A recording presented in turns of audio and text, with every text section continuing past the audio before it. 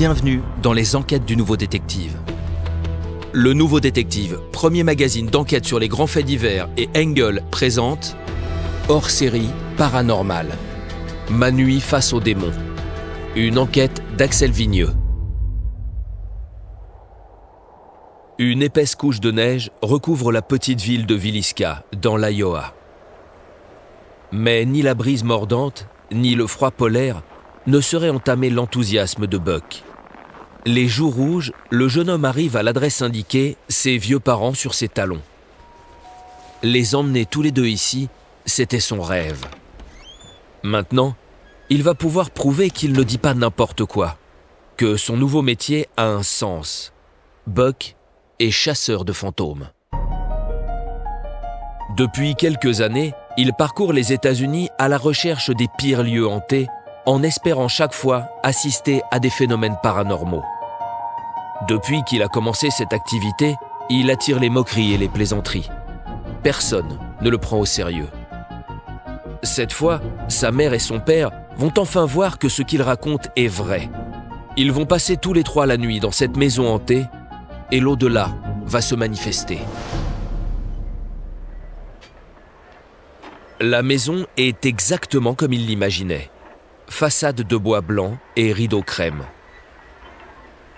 Fantomatique sous le ciel d'hiver, avec son écriteau lugubre peint en lettres de sang. The Villisca Axe Murder House, une des plus mythiques maisons hantées du pays. Peu de visiteurs en sont sortis indemnes. Beaucoup décrivent des phénomènes étranges. Objets qui bougent tout seuls, bruit de pas, chuchotement de voix d'ailleurs.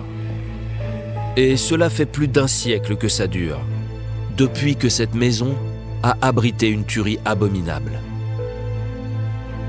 Le 9 juin 1912, Josiah et Sarah Moore rentrent du spectacle de la paroisse avec leurs 4 jeunes enfants et 3 copines qu'ils hébergent pour la nuit. Il y a de la place dans leur belle maison de bois blanc où la famille mène une existence paisible. Tout le monde se retrouve dans la cuisine pour un cookie et un verre de lait, puis chacun va se coucher. Mais le lendemain matin, la voisine s'étonne que la maison reste silencieuse et que les rideaux soient tirés. Josiah, le père, n'est même pas sorti nourrir ses bêtes. Y a-t-il un problème? Intriguée, elle va frapper et tente d'entrer. Mais le verrou est tiré de l'intérieur. De plus en plus interloquée, elle contacte Ross, le frère de Josiah. Celui-ci arrive bientôt et ouvre avec son double des clés. À peine entré, il les appelle. « Josiah, Sarah, vous êtes là ?» Rien. Il s'avance dans la cuisine obscure, jette un coup d'œil dans la chambre d'amis et en ressort vite, terrifié. « Appelle le marshal, vite! Il s'est passé quelque chose d'horrible !» crie-t-il à la voisine. Les murs de la petite pièce sont éclaboussés de sang. Des vêtements déchirés traînent sur le sol et un morceau de tissu occulte le miroir. La lampe à pétrole est renversée, une hache rougie est posée contre le mur. Et sur le lit, reposent 2 petits corps meurtris, pudiquement recouverts d'un drap. Dans la chambre des parents, même spectacle macabre. Josiah et Sarah sont étendus sur leur lit, le crâne fracassé. Ici aussi, le grand miroir a été occulté à l'aide de leurs vêtements. Et ça continue comme ça dans toute la maison. Les 2 adultes et les 7 enfants sont morts, tous massacrés à coups de hache. Il y a du sang jusqu'au plafond. Au grenier, on retrouve 2 mégots de cigarettes fraîchement écrasés. Le tueur devait se tenir là, en planque. Il a dû attendre que la maison s'endorme pour surgir. Mais malgré l'ampleur des moyens de recherche déployés, on ne le retrouvera jamais. « 102 ans plus tard, l'aube n'est pas encore là lorsqu'au matin du 8 novembre 2014, la sonnerie du téléphone tire Johnny Hauser de son lit. Voilà des années que le grand barbu au look gothique arrondit ses fins de mois avec un petit boulot facile. Gardien de la villa Axe Murder House. Un job tranquille et bien payé qui consiste à aller ouvrir la porte aux visiteurs en mal de frisson et à les laisser se débrouiller. Il les récupère généralement au petit matin, tremblant d'émotion. Mais tout ça fait rire Johnny Hauser. Les fantômes, il n'y croit pas. Personne ne connaît la maison mieux que lui et il n'en a jamais croisé aucun. Pour lui, toutes ces histoires de phénomènes étranges, ce n'est que du folklore. Mais ce matin, son pragmatisme va être mis à rude épreuve. Encore à moitié endormi, il consulte l'écran de son smartphone couvert de notifications. Toutes répètent la même chose. Un homme se serait poignardé dans la maison hantée. Hauser peine à en croire ses yeux. Cette nuit, la demeure n'avait que 3 visiteurs, un chasseur de fantômes et ses vieux parents. Qu'est-ce que c'est que cette histoire ? Le temps d'enfiler son pantalon, il se rend sur place. Des dizaines de voitures de police sont déjà là. Angoissé, il se ferait un chemin parmi les uniformes et pénètre dans la demeure. La première chose qu'il voit est un ours en peluche ensanglanté, abandonné sur le parquet. C'est pas possible, c'est un cauchemar. Et pour cause, cet ours est mentionné dans les articles sur la tuerie de 1912. Le gardien s'avance vers la chambre d'amis, restée en l'état depuis un siècle. Toujours les murs bleu ciel, toujours la même malle à jouets. Mais la gigantesque tache de sang qui s'étale au pied du lit, elle, est nouvelle. Un policier arrive à son tour. Excusez-moi, je suis le gardien de la maison, vous pouvez me dire ce qui s'est passé ? Le client qui passait la nuit ici, un certain Buck, a voulu s'enfermer dans cette pièce. Ses parents l'ont retrouvé sur le lit, un couteau dans la poitrine. A priori, il n'y avait personne. Il s'est planté le couteau tout seul. Mais secouru à temps, il est encore en vie. Le chasseur de fantômes aurait-il tenté de se suicider ? Lui qui semblait si excité de passer la nuit là. Johnny Hauser a du mal à le concevoir. Cette histoire va le hanter pendant de longues années, jusqu'à cet incroyable rebondissement des années plus tard.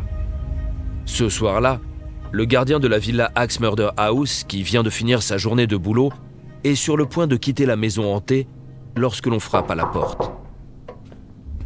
Sur le seuil, malgré ses cheveux grisonnants et sa canne, il reconnaît Buck, le chasseur de fantômes.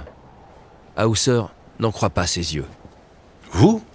Mais je vous reconnais, qu'est-ce que vous faites là ? Buck le fixe, le regard vide, les traits tirés. J'ai des choses à régler ici. Je peux rentrer ? Stupéfait, Johnny Hauser s'efface pour lui céder le passage. Buck s'avance lentement, aidé par sa canne, et se laisse tomber dans le canapé du salon. Dites-moi, si c'est pas trop indiscret, vous pouvez m'expliquer ce qui s'est passé il y a quelques années ? Buck soupire. Il croise ses mains et prend une longue inspiration. Je vais vous répondre du mieux que je peux.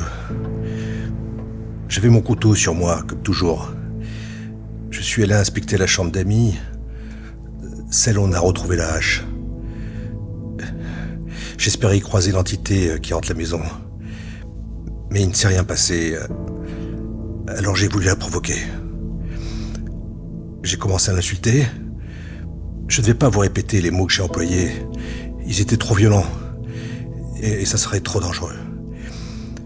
Mais d'un coup, j'ai vu une sorte de sphère apparaître.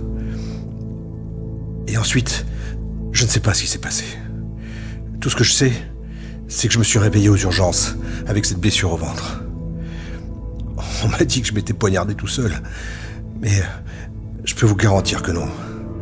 Ce n'est pas moi qui me suis planté ce couteau. En tout cas, pas consciemment. Puis Buck éclate en sanglots. Cette histoire a ruiné ma vie. Je fais tout le temps des cauchemars. En plus, tout le monde pense que je suis fou et que j'ai fait ça pour faire parler de moi. Mais c'est faux. Vous me permettez de retourner dans cette chambre ? Autorisation accordée.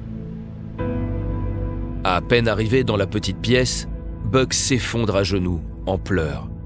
Je suis désolé. Je suis désolé de vous avoir insulté. Pardonnez-moi. S'il vous plaît, laissez-moi. Je ne recommencerai plus jamais. Johnny Hauser, choqué, suit la scène. Buck fixe le plafond, les yeux noyés de larmes. Il s'excuse encore et encore. Puis il se lève, remercie le gardien et quitte la maison, plus boitillant que jamais. Johnny Husser le regarde s'éloigner interloqué. Non, il en est sûr. Les fantômes ne poignardent personne. Mais peuvent-ils contraindre les gens à se poignarder eux-mêmes? Le gardien est aussitôt gêné de sa propre supposition. Les fantômes, ça n'existe pas tout court. D'un pas décidé, il rentre chez lui. Mais il commence à douter. On n'a jamais retrouvé le tueur à la hache de 1912. On a toujours considéré qu'il s'était enfui. Mais s'il n'avait jamais quitté les lieux. Pour ne rater aucun épisode, abonnez-vous à notre podcast sur votre plateforme d'écoute et retrouvez tous les mercredis nos enquêtes dans le magazine Le Nouveau Détective. Nos podcasts et nos enquêtes sont également disponibles sur lenouveaudétective.com. Si l'affaire n'a pas encore été jugée ou venait à passer en appel, nous rappelons que les protagonistes bénéficient toujours de la présomption d'innocence. Les noms et prénoms de certains personnages sont susceptibles d'avoir été modifiés.